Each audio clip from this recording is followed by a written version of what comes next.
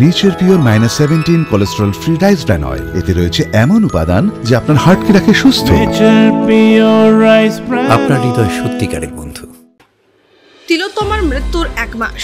গত আগস্ট মাসের 9 তারিখে তিলোত্তমাকে ধর্ষণ করে খুন করা হয়েছিল। তিলোত্তমার মৃত্যুর 1 মাসে রাত 9টা বেজে 9 মিনিটে আলো নিভিয়ে মানববন্ধনে রাস্তায় নামলেন কালিয়াগঞ্জবাসী। তিলোত্তমার মৃত্যুর সাথে জড়িতদের গ্রেফতার এবং শাস্তির দাবিতে আমাদের এই মানববন্ধন। কালিয়াগঞ্জ শহরের বিবেকানন্দ মোড়ে এদিন রাত 9টা বেজে 9 মিনিটে আলো নিভিয়ে তিলোত্তমাকে স্মরণ করা হয়। আজকে আপনারা কি করলেন?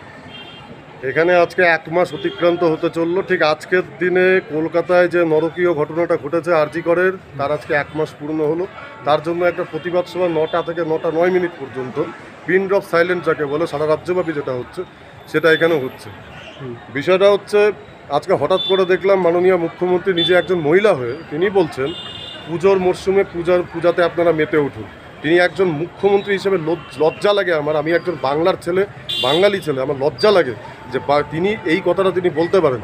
যেখানে নারীরা ধর্ষিত হচ্ছে, যেখানে দুর্গারূপের নারীরা ধর্ষিত হচ্ছে, দুর্গা একজন হচ্ছে মহিলা, তিনি হচ্ছে কী বলে অশুভ শক্তিকে ধ্বংস করছে, সেই নারীদের যখন অসম্মান করা হচ্ছে, সেই নারীদের 25 লক্ষ থেকে 10 লক্ষ টাকা তিনি তার শরীরের দাম দিচ্ছেন, সেই ক্ষেত্রে সেই সময় হচ্ছে দাঁড়িয়ে সে মুখ্যমন্ত্রী আজকে কী করে বলেন, নির্লজ্জের মতন বলেন যে পূজায় আপনারা মেতে উঠুন।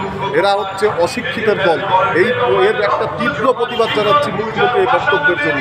আর আমি প্রত্যেকটা কালিয়াগঞ্জের যত ক্লাব আছে প্রত্যেক ক্লাবকে আমি অনুরোধ করব যে দুর্গাপূজার মূর্তি পূজাটা আপনারা এই বছর বাদ রেখে এই যে নারীরা আজকে রাস্তায় নেমেছে নিজেদের রক্ষার্থে, নিজের সন্তানের রক্ষার্থে, গোটা পশ্চিমবঙ্গের সমাজ বিরোধীদের প্রতিবাদে তারা নেমেছে, তাদেরকে অন্ততপক্ষে এটা শ্রদ্ধা যাপন করে পূজাটা করা হয়।